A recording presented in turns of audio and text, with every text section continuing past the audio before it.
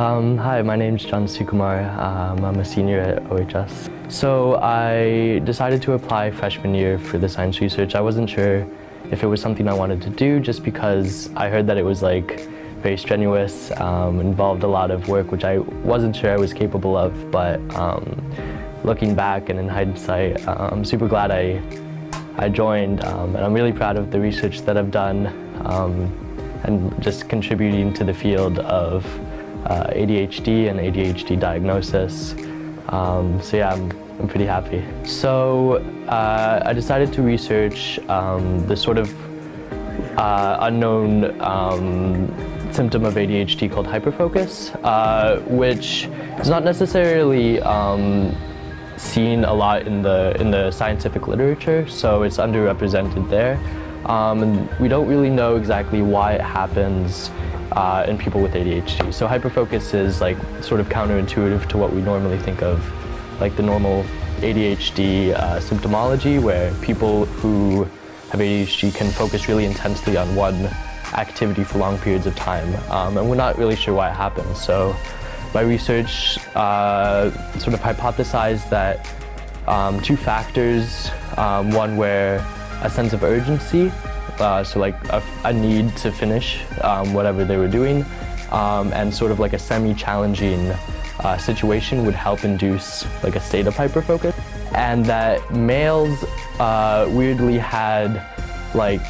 were more likely to both hyperfocus and have ADHD symptoms, normal ADHD symptoms, while females would have either or, not really both, which was interesting, and future research should definitely look into that.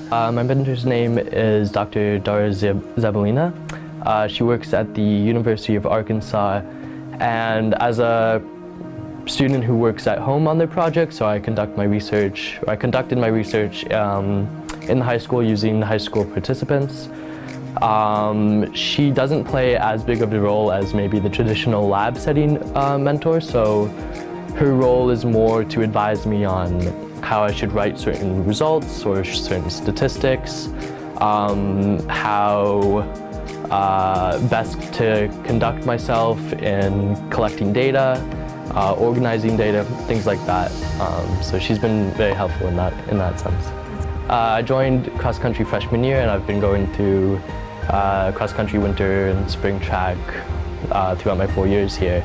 And I think being a student athlete is definitely difficult because of time management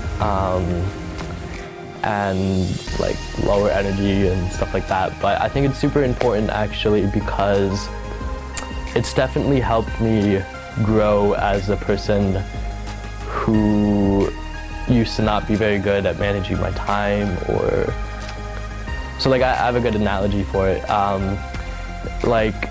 The last final week of a deadline is the last lap of a mile, so it's you have to go all out, sprint to the finish end. So I sort of see it like that. So I think it's helped me a lot in terms of organizing myself. And from what I've learned from Ossining is that I think diversity is super important.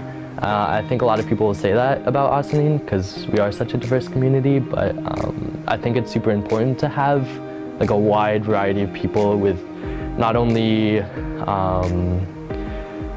different ethnicities, religion, sexualities, but also